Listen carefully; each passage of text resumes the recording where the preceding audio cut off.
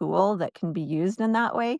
And I feel like sometimes with fiction, you can judge the characters more than you can a documentary or a real person. So you can use those fictional characters as your examples and say, what they're doing, I don't agree with it at all. Or what they're doing, that's really interesting in a way that you can't perhaps with a real person because there's guilt around that, right? You don't want to judge real people for their actions and behaviors, but it's very easy to judge a fictional character for their actions and behavior.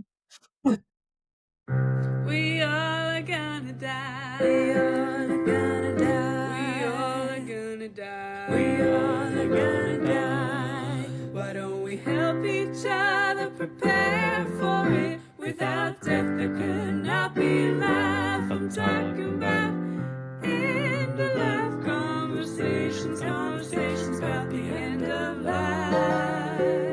Death and dying, grief and loss, conversations about the end of life. Hey, everybody, we want to interrupt this episode to ask for some help. Yes, indeed. We would like to add value to our podcast for you, our beloved community, as we move into our third How year cool is of that? being here. 30 years. Yeah. 3 years. Just starting our third year. We're very excited about that. So we really do. We want to add some value. And we'd love to have as many as possible of you go to our podcast notes and click on the link to take just a few minutes to do a survey for us and tell us what would make it more valuable for you. So we look Yeah, forward to hearing from you. and don't hesitate. Whatever is on your heart, there's a little space there that you can add your thoughts about what you'd like to hear more about. Maybe, even if it's books or music, whatever, just Yeah. let us know because we are here to in support of you, Yeah. our listeners. So thank you so much. Yeah. And now back to our regularly scheduled program. Thank you. Welcome, one and all. I am the Reverend Wakil David Matthews. On today's episode, we have the privilege of speaking with Andee Kinzy. Andee is the creator of Kicking the Bucket, a fiction podcast about caregiving, family, and an older couple plotting to bite the dust. Only they're not very good at it. And I've listened to some of this, and it's fantastic. It's really, really beautifully done, and I recommend it highly. Well, I am the Reverend Mother Ana Luisa Armendariz, and Andee is an award-winning multidisciplinarian artist whose work dives into what we rarely say out loud. Mhm. From a short film on body insecurity and mother-daughter relationships to a multimedia festival exploring peri and menopause. Andee leans into life's big, messy, and often taboo topics, the kind most people avoid. We're going to discuss how Kicking the Bucket helps families and caregivers open up tough conversations around aging and end of life with laughter, plot twists, and maybe a little crying in public. Welcome, welcome, welcome. Which we absolutely love, that crying in public. I'm just going to quickly share the screen just to show everybody the Kicking the Bucket podcast that you can Yay. find online. And just the part that I loved right away, as soon as I saw it, is that beautiful couple. It's a great graphic. Thank you for that too. Anyway, Thank you. want to make sure everybody gets that and takes a look. We'll definitely put that in the podcast notes. So yeah, thank you, Andee, for joining us. It's so good to have you.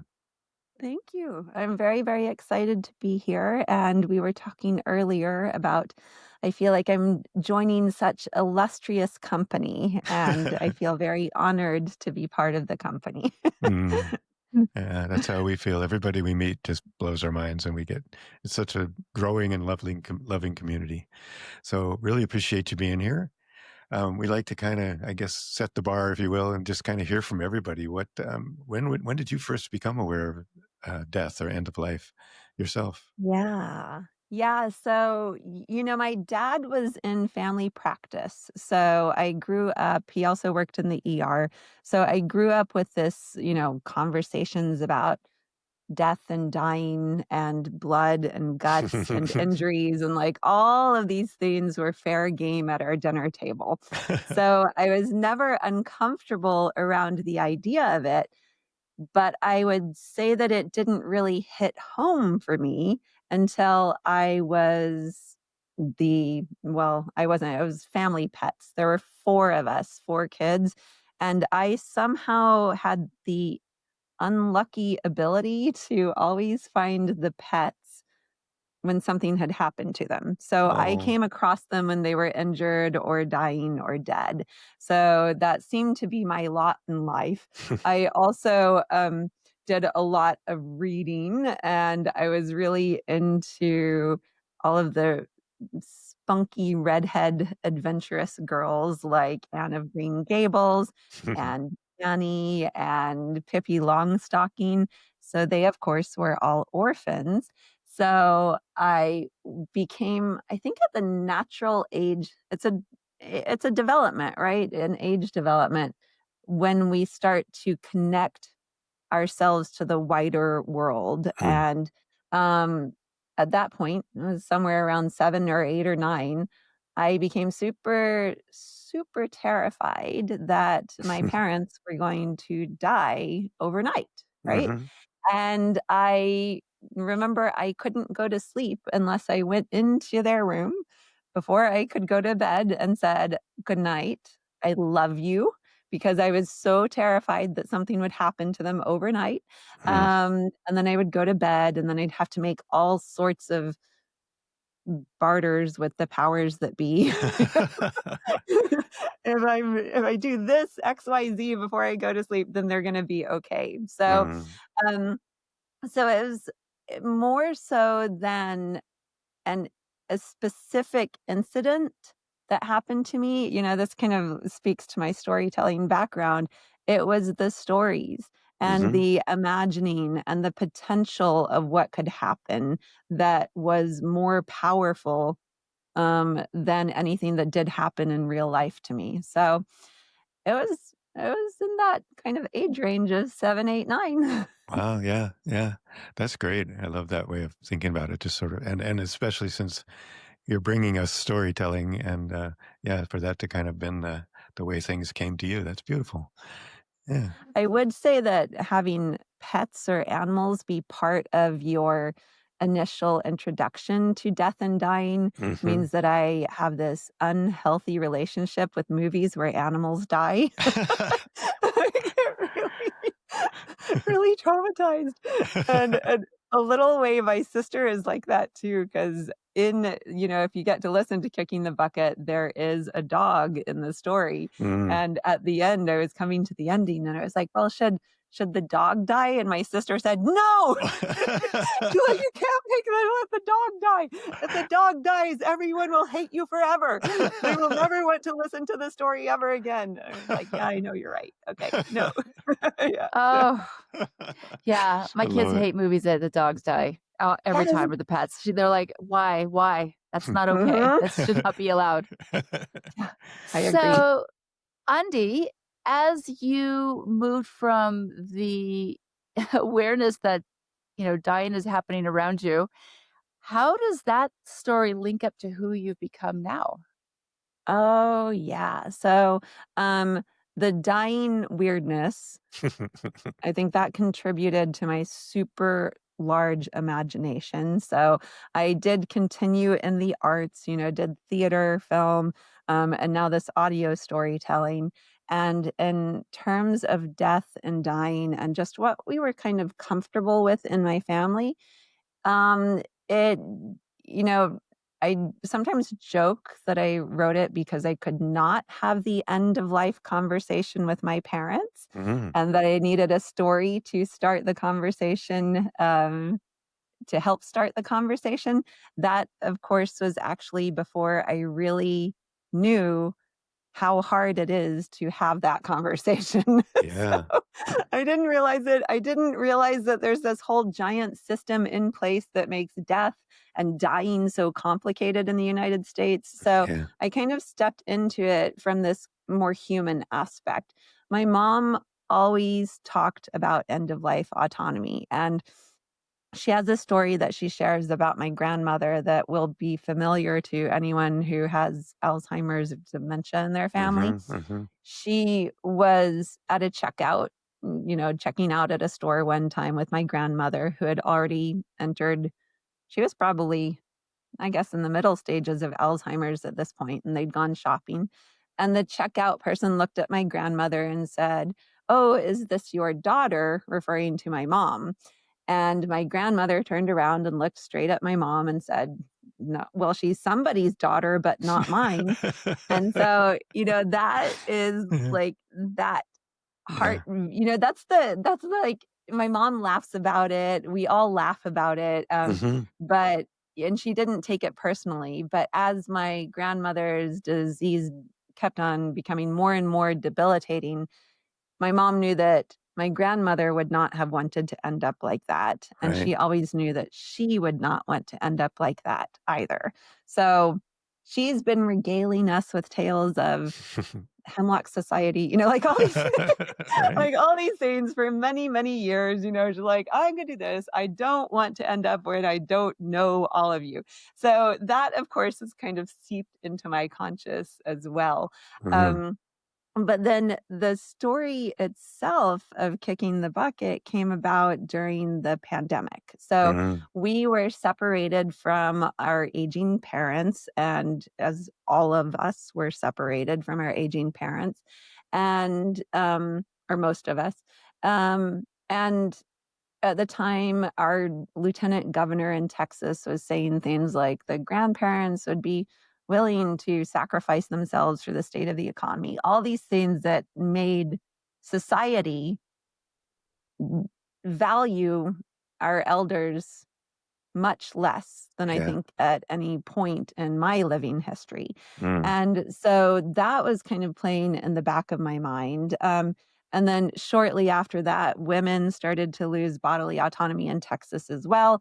So this feeling of helplessness, I think kicking the bucket actually began around that question of autonomy, right? Mhm. And it kind of comes to like, what is death? Death is the ultimate loss of control, right? So it's also paradoxal. How do you say it? Paradoxical. Yeah. Right? So it's the ultimate loss of control, but it is also like at the point while we can't stop it from happening, we can choose how we're going to engage with death and dying, right? Yeah. Yeah. Whether it's faced with fear or curiosity or secrecy or humor or, denial, connection, whatever it is, those little choices are the autonomy that we have around it. So, Yeah. um, maybe you could say that, like, watching animals die and having no control over that led to my need to Mhm. discuss topics about autonomy or my parents' relationship to it. I wonder if that was kind of how it, like, Blossomed. transferred through my Yeah. journey. Yeah, yeah. Yeah, Yeah. absolutely, and, looking at this wonderful story of Dolores and Howard, who are such sweethearts, the characters in the Kicking the Bucket, podcast, it just really is so, embodied the embodies the way that so many of us are going to deal with the end of our Mhm. lives, and one having a diagnosis and one having Alzheimer's. Just Mhm. so many of us we've talked about that a lot on the podcast, and so many of us have dealt with the difficulty and the pain and the misunderstandings and the anger and the fighting and all this stuff that happens when people haven't made those choices. So I love the And the that's word what word your Mhm. choice. workshops are all about, right? So Right. Yeah, your Yeah. workshops bring the people together to have Right. these conversations in yeah, advance. yeah. Mhm. And I think this podcast would be a really good thing for people to share with their families. As you said, a Mhm. way to get the conversation started. People always ask me, "How do I even Mhm. start this conversation? My Mhm. parents don't want to talk about it, or my sister, or my brother, or my kids, whatever." I say, It's "Well, like priming the pump, yeah, right? yeah. Watch this. It's really Yeah. fun. You'll enjoy it." In some ways, because we do hope that it becomes a tool that can be used in that way, and I feel like sometimes with fiction, you can judge the characters more than you can a documentary or a real Hmm. person. So you Hmm. can use those fictional characters as um, your examples and say, what they're doing, I don't agree with it at all, or Yeah, what they're right. doing, that's really interesting, in a way that you can't perhaps with a real person Yeah, because yeah. there's guilt around that, right? You don't wanna Right. judge real people for their actions and behaviors, but it's very easy to judge a fictional character for their actions and Right, behaviors. that's true. Yeah, I hadn't thought of it that way. Well, I'd like to hear more about your process and how this came about, how Kicking the Bucket came about, maybe more about what the story is about a little bit.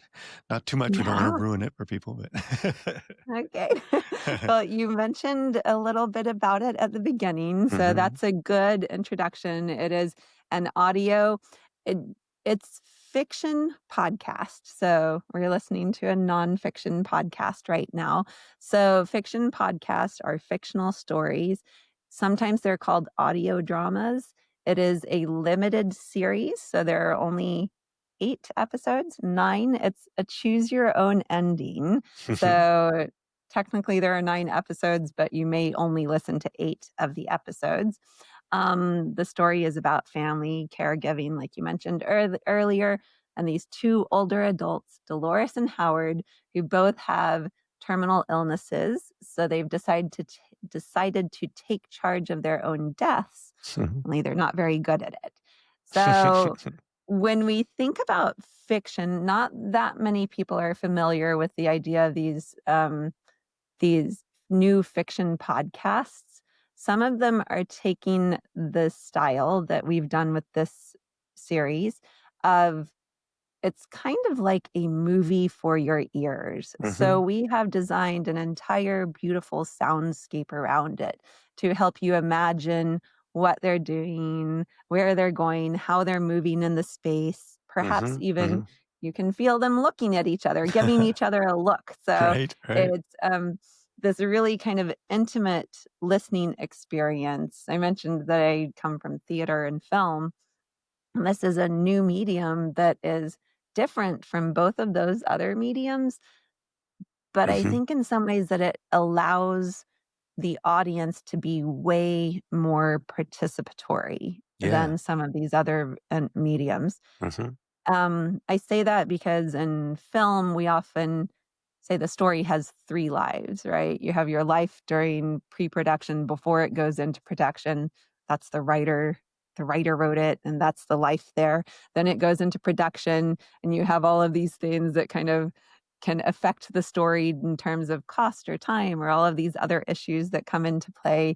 And so the story changes a little bit, and then you go into post-production, and it becomes a little bit of a newer story there too as yeah. you're editing it for the audience. Mhm, And I feel like the audio storytelling kind of brings the audience in to this collaborative process because you are listening and you feel like you're part of the characters. You feel right there in a different way than, I mean, I say that. I don't know. Do you feel like that with yeah. fiction podcasts? Yeah, Um, absolutely. I love and the sound details of birds singing, right down to the sound of the toilet flushing and washing your hands. I mean, uh, it's really, it really does. You really are just right in the. You get to you open your imagination to just being there with those people and imagining everything that's happening to them. So it's yeah, absolutely. I feel that way. I Sure, have a I funny and story appreciate it about too. that. Toilet flushing. So so the whole project was able to come about thanks to a grant from the city of Austin, Mm, Development Department. And so we received this Elevate grant, which enabled us to find this incredible sound design team, Hemlock Creek Productions. And one of them is based in the United States, and the other one is based in Portugal, I believe. And blush as you're listening, like, you listen to it after the design comes in and you're listening, and I said to the team, I said, "Does anybody else feel like that toilet sounds like a European toilet flush?" 'Cause there's a different flush, and then our sound designer was like, "I never thought about that before." So that was Mm, kind of fun too, is like you yeah, don't think about your environment having such distinctive sounds that yeah. really set you in a place and make Uh-huh. it comfortable and familiar to people Mhm. who live in it. So Yeah, Mhm. yeah. I really did make you feel like all and a lot of little things that you don't really even pay attention to, but they just put you in that space. So, yeah, very well done, very well done. awesome. I love the irony of the company being called Hemlock. Hemlock. I know. Yep.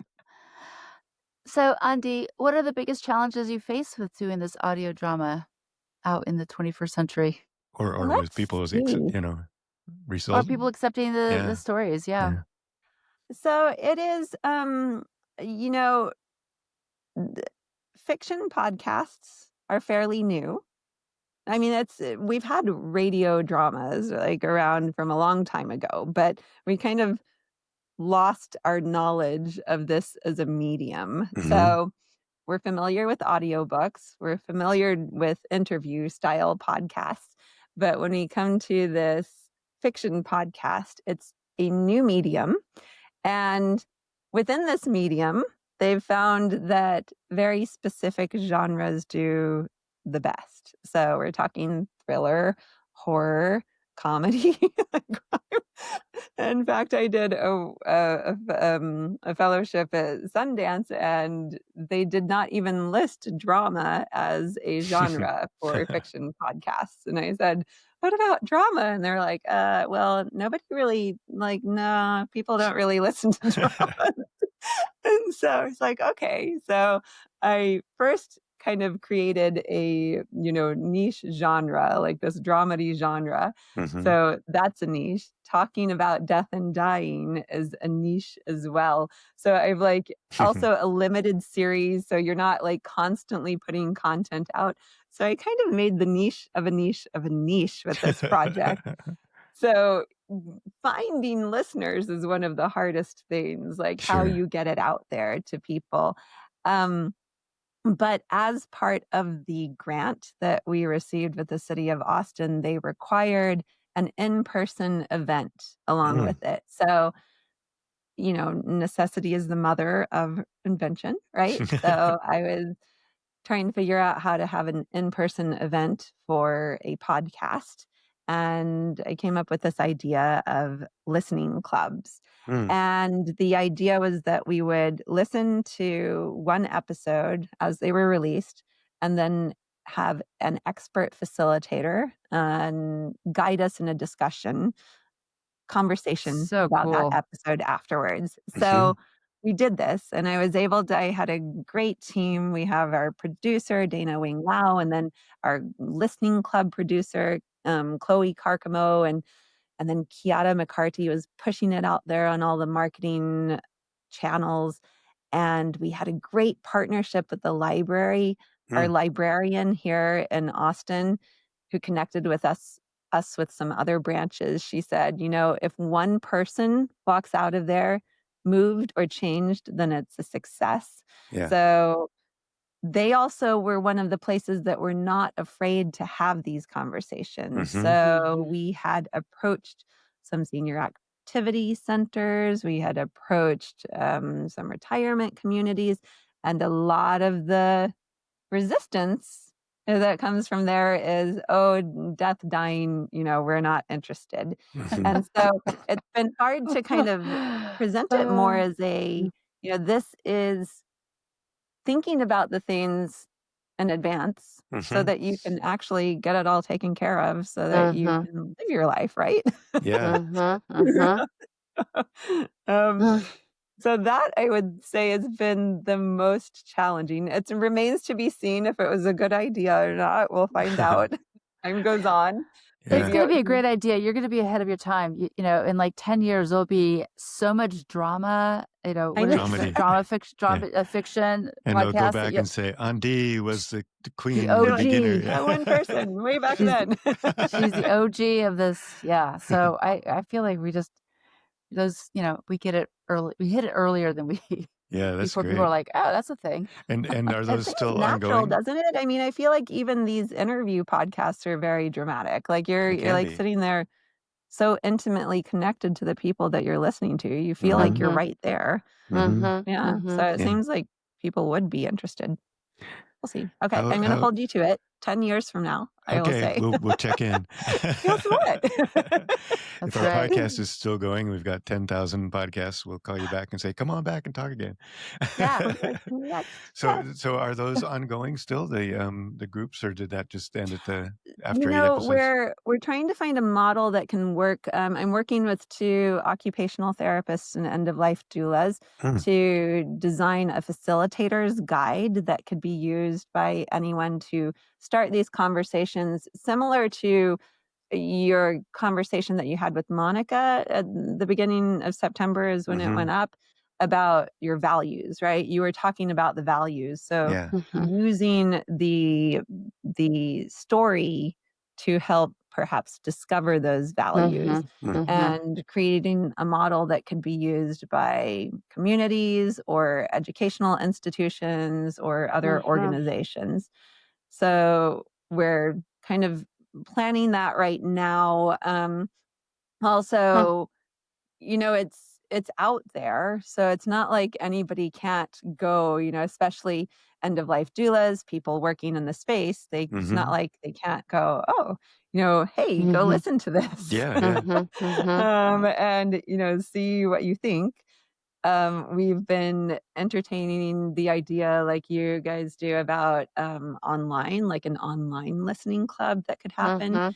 It Mhm. it was it was extremely, extremely Hmm. beautiful and moving to have these mm, listening clubs. I did not realize how powerful they would be. I didn't realize how many people want to talk about this, but yeah, Yep. don't have the chance or the opportunity to do Mhm. it. Mhm. And by doing it over an 8-week period, we connected, like, we created Mhm. a community. Like, wow, one of the people at the end of the summer was like, "Thank you for spending the summer with me." Like, Mhm. that is what we did. So, um, it's also like, could be the jump start to creating a community that continues to stay together and continues to have these conversations about Mhm. death and dying and preparation, Mhm. all the preparation Mhm. that needs to be done.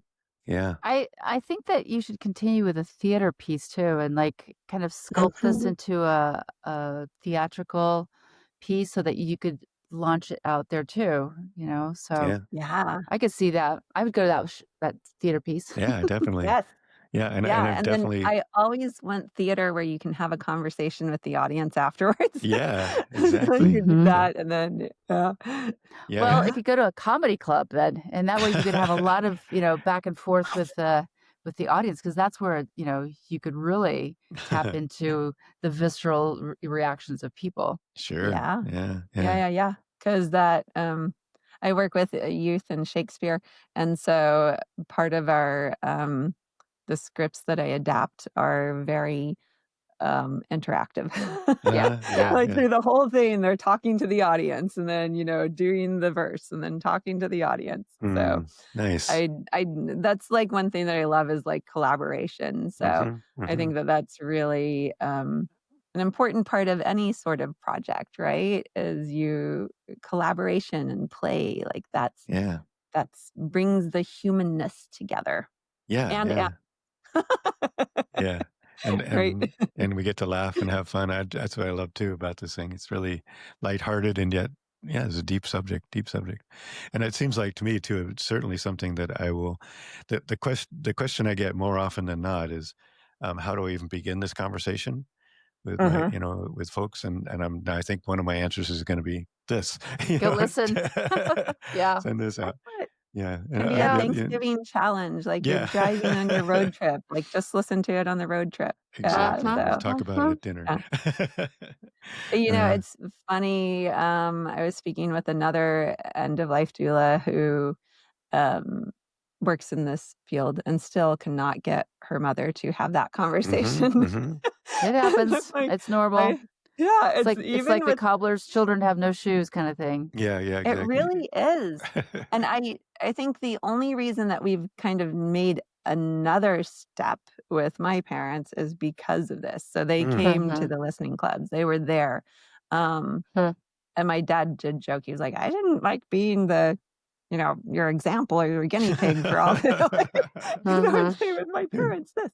Um, but it becomes a conversation that d like you said, I think that this was mentioned in the interview with Monica. That's why I love that your podcast is titled End of Life Conversations, the Hmm. plural, because when we think of it as a one and done kind of thing, it's never going to happen that way. Yeah. So it's got to be these conversations that we just start and keep on having. So, Exactly. Yeah. Wonderful. Is there anything that you feel afraid of when you think of the end of life for yourself? yeah, I am mostly afraid of being the one left behind. Hmm. So that is my fear. Mm.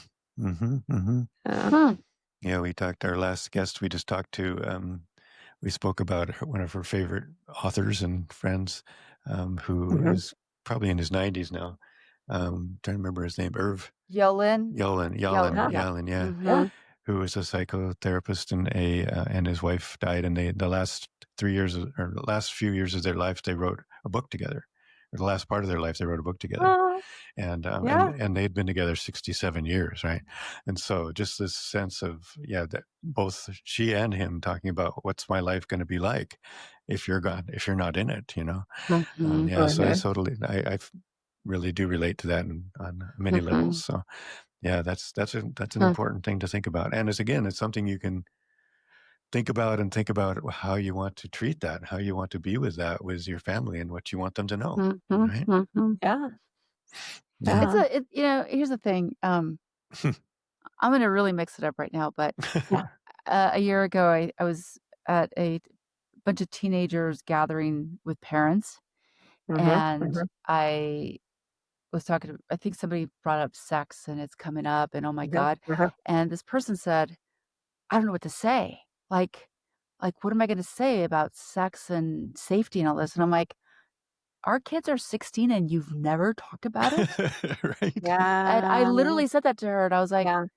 this has been an ongoing conversation since the Yeah. kids could speak and point at the Yeah. pictures at the Grey's Anatomy. And it Yeah. was always Yeah. like, Yeah. this is what's Yeah. different. This is what's careful. This is what we say, and so I just am flummoxed by people's inability to consider, like, there are so many topics that we can be holding with Mhm. everyone Mhm. from forever, right? Like Yeah. sex and Mhm. love, and like, how do you even find a good partner if you don't talk, if you're parenting and not telling your kids, like, you might want to think about these things.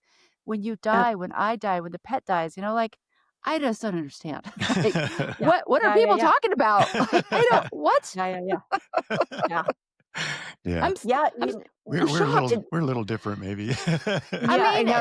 I mean, am I really that weird? Is this really why I'm not invited to parties? Like, I I just, know. because I don't, She's I gonna guess come and she's gonna talk about sex and death. Totally. 100%.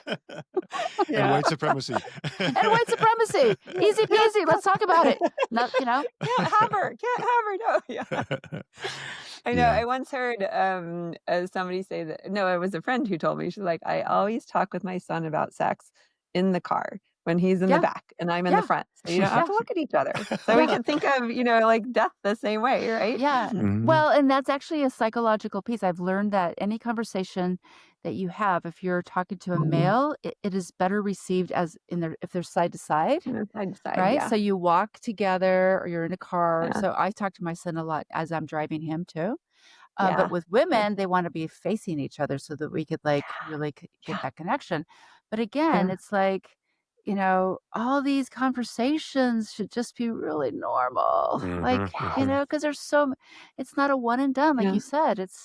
Yeah. It's a curiosity, Yeah. like, Yes. I Yeah. mean, I grew up in a family where, I had a disabled sister who, she was Mhm. always dying. So there was always like, oh, this is it. This is it. But Mhm. also my parents fought about who was going to be the pallbearer for my father. Like, I don't want him being Mhm. there at your funeral. And, my dad's like, well, I would like my blah blah to be there at my funeral. And I was like, what? Yeah. You're not even Yeah. gonna be there, right? Yeah. Yeah. Yeah. Yeah. Yeah. I Yeah. mean, So that is like what helps make it so natural, right? You're Yeah. like just I'm sure part of the reason that this story has the humorous twist is because, well, I like to joke that Shakespeare was my writing teacher, and I learned that you can't have tragedy without comedy. Hmm. But also, my immediate family, spouse and kids, we're the ones who always laugh through the hard times, right? Yeah. Yeah. And so we're always going, okay, like, that we even created, if we have a hard topic to talk about, we break out a terrible accent. We're like, That's what great. was it we were doing? Like, Those are coping yeah, mechanisms, and it's yeah, okay to do that even if it's about death. Yeah, yeah, It's yeah, absolutely. okay. yeah. It's a good idea. It kind of gets you in there, Uh-huh. in a way that makes it not as scary Hmm. because, Hmm. I guess it's the whole thing is that it's the vulnerability. Like, you're making yourself so vulnerable when you tell somebody how much they mean to you. Yeah. Mhm. And that brings up so many emotions that it's overwhelming. And so if you have some little thing that just kind of is right there that kind of helps support it so the emotions don't just all over the place, Yeah, exactly. then that can kind of help. It's like when I think about when you creation, right? You tell a kid, "Okay, create something." They kind of stop and they don't know what to do. But if you say, "Here are some markers and, Hmm. Hmm. here's a piece of paper, here's a piece of cardboard, create something within these parameters," then Yeah, they can create. So yeah, yeah, we just need to put a few parameters around it that kind of Mhm. help us feel safe yeah, so that we yeah. can then have I just made that up right now. I'm like, "Oh, what if we do this?" Well, that's a good kind of thought about how you can take care of yourself in this world too, and this way of Yeah. being. We also like to we do like to kind of ask at the end if there's anything we didn't ask you. I will mention though, when I was thinking about this, what we were just talking about, the laughter, that one of the favorite scene that I just listened to was of them being told of his diagnosis and laughing their way out of the office, and just sort of the person who was talking to them being kind of what's going on here. It was such a beautiful scene. Anyway, yeah, is there anything else that you wish we would Um, have asked you about? Oh, so you mentioned that. I'd love to just give another shout out to the talent. Like, so Oh yeah. the actors who were involved with this.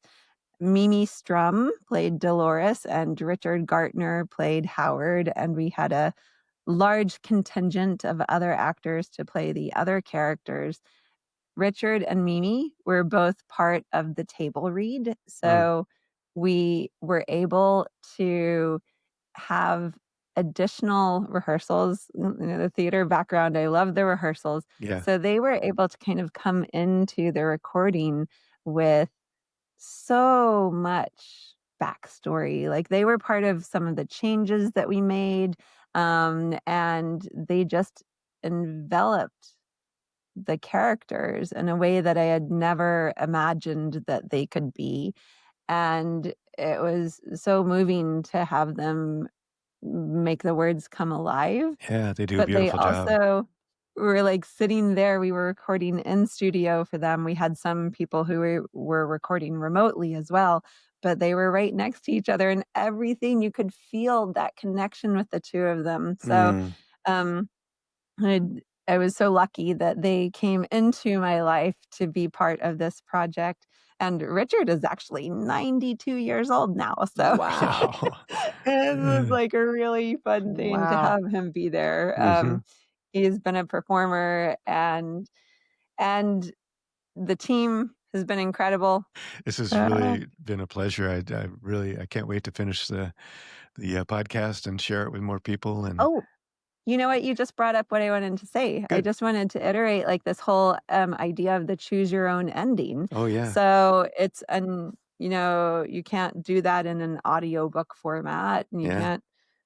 you could do it on stage. You can't do it on film, but it came about because during our table reads, I ended the table reads at what would is the end of episode 7 and said, "So what do you think should happen?" Mhm.